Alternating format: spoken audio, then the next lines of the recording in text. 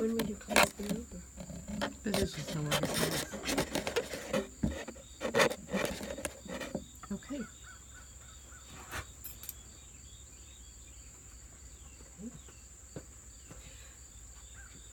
I'm Sarah Gunnan, and this is my mom, Betty DeVault, and she is going to be talking about her knowledge and use of herbs in the Appalachians. And um, she's going to start off by telling us a little bit about herself. Well, I am almost 68 years old. I grew up in a farming community along the Nolichucky River, and at that time, um, I, well, my parents always raised a garden, and my father was always interested in plants and herbs, and we had extended family members who who gathered herbs and plants, um, and my mother, there was a family along the mountain ridge along 107 that my mother would always buy dryland fish from in the spring, and those were the morel mushrooms. And she would buy black wannets from them and huckleberries, and in the fall of the year she would buy pork.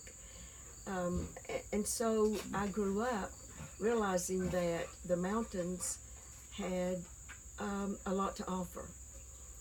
And while my parents took me to a medical doctor, for some things my dad would take me to a neighbor of ours that he had grown up near in the community where he had grown up, and she lived very close to us, and her name was Miss, everyone called her Miss White. And she could take warts off, and I'm not sure everything what else she could do. She would make a poultice out of some herbs for various things. And like I said, my parents took us to a medical doctor, so I was only taken to her to have warts removed.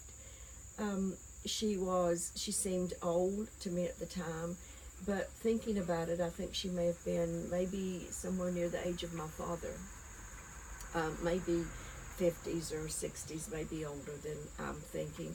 And she lived with her mother, and I never knew anyone else to live there. And the community, I remember, was very respectful to her. Um, no one ever bothered them, even though they lived at the end of a country lane, which was at least a mile long, almost a mile perhaps. But no one ever bothered them. And I think that some people might have been a little afraid because she was called a witch. But my dad explained to me that that was not a term that we thought of as an evil witch, that you didn't apply that to her, that it just meant that she was someone who knew herbal medicines. And as I became more interested in herbal medicines as a young adult, I realized that she would have been referred to as a white witch. But my dad had a lot of respect for her, and I think the whole community did. And I remember when my dad telling me that she had died, but I don't recall the time that was. Um, my other experience with herbal medicine was an aunt of mine whose mother, I think it was her grandmother actually, who was a midwife. It could have been her mother, I don't recall right now. But I know her father knew all the mountain plants, all the plants that were edible, the plants that you could use for medicine. And I know that she did make teas, made salves or poultices, I guess you call them, for irritations.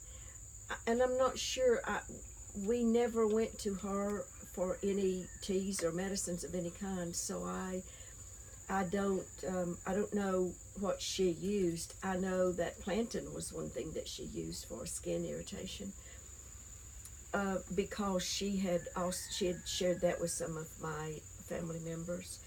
But again, I want to stress that these were people who were respected. They were not considered unusual. that it wasn't considered unusual that they knew plants that could be used for medicinal purposes, and they were respected people in the community. And that could be because in a country farming community, um, a lot of people, I guess, trusted the old ways. There was a country doctor. He was my dad's aunt's father, and delivered my father. So there was a country doctor, but people didn't go to him for everything. So I guess it was the tradition or the culture, maybe, that certain things you didn't go to a medical doctor for. You went to one of these, a midwife or a white witch. Um, Now, Mom, you grow herbs in your herb garden. You've had an herb garden for a long time. What herbs do you prefer to grow in your herb garden, your own garden? well, it depends on what I want to do with these herbs. As a young mother, as a young adult, I had a really extensive herb garden because I made a lot of teas and I cooked a lot. Um, Now, as I've gotten older and I'm not cooking so much, I mostly just use basil, rosemary, lavender, chives, thyme, sage, and most of these, except for the basil, most of these are perennial and they'll come back every year if they're a little bit protected from the wind and mostly the wind. What When I teas? I'm sorry. What teas did you make when you were? I made chamomile tea. I made tea from sage, rosemary. Sage and rosemary are both medicinal properties, have medicinal properties. I made tea with lavender, but the really fun thing that I always did with lavender was make lavender ice cream or lavender cookies. I used lemon balm in lemon to make a sugar cookie, and I would flavor it with some of the lemon balm, the leaves that I would chop up, and it would give a sugar cookie a really nice lemon flavor. I used to grow a lot of mints, and I made a lot of mint tea.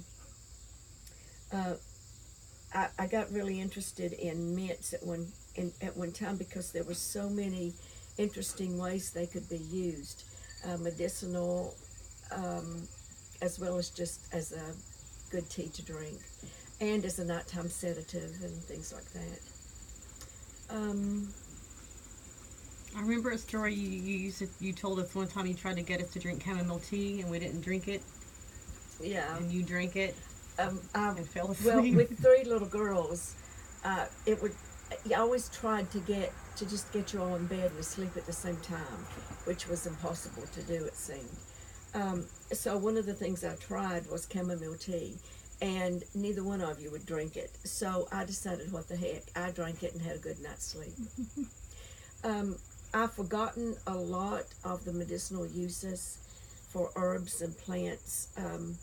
And if for a while, well, it's acceptable, as everyone knows, to say herb or herb.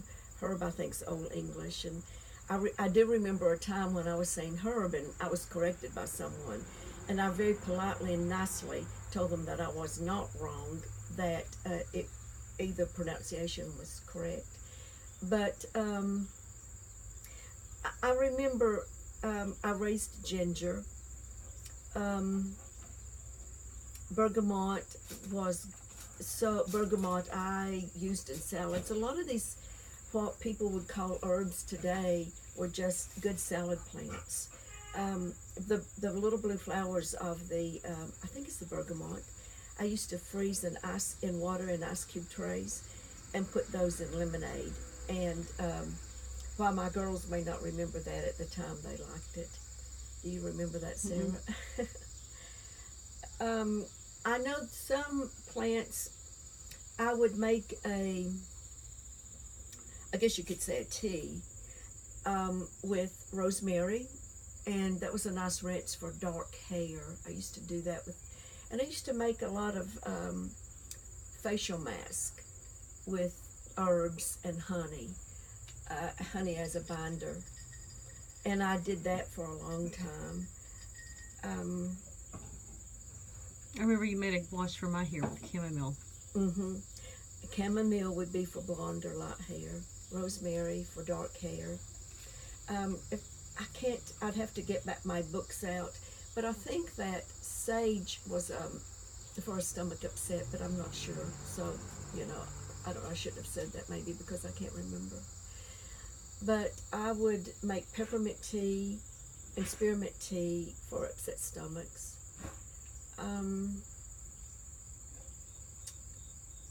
I can't, and of course the sage was great to cook with, and you could use it in lots of dishes. And one plant that I always liked, which is not native to this area, but that's lemongrass. It's you either have to bring it in the fall or just start new in the spring, but you can use the bulb for that. I used fennel, and I would use the fennel bulb in salads. That was really good. And a lot of these plants are so high in minerals and nutrients. And I know that when I realized that kudzu was edible and dandelions, and I used to say that if you lived in this part of the country, you'd never starve because kudzu and dandelions were edible and it was everywhere. Also, water lilies, the root of water lilies could be dried and powdered, and I think you could also use it as you would a potato. I can't remember, it's been so long since I tried that one, and it worked fine as a potato. I remember one time you put violets on one of our birthday cakes.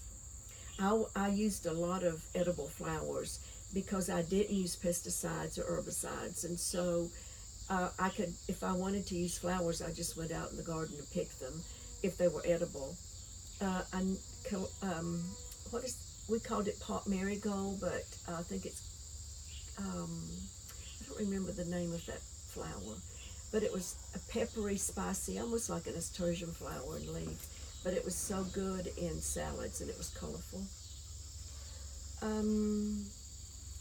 I used to plant tansy around the house, a lot of it. It kind of became invasive, and I've managed to get, not that I really wanted to get rid of all of it, but I don't have any more of it, because tansy would keep insects away from your house, so I had it around the house. Now, have you been a member of any kind of like plant clubs or flower clubs or anything like that? Well, can't I remember. am a long-term, I guess 30-year member of a garden club in Johnson City, and we older members used to really dirty, and I really get dirty and gardened a lot, and we used to laugh. We said we always have dirt under our fingernails, but now the dynamics of that club have changed a little bit, and a lot of the people in it don't garden like they used to, and some of us older ones have cut back so much that we don't do much gardening anymore. Now, when you had a big garden, what did you grow when you had a big garden? When that was where your main source of, when you were doing lots of canning and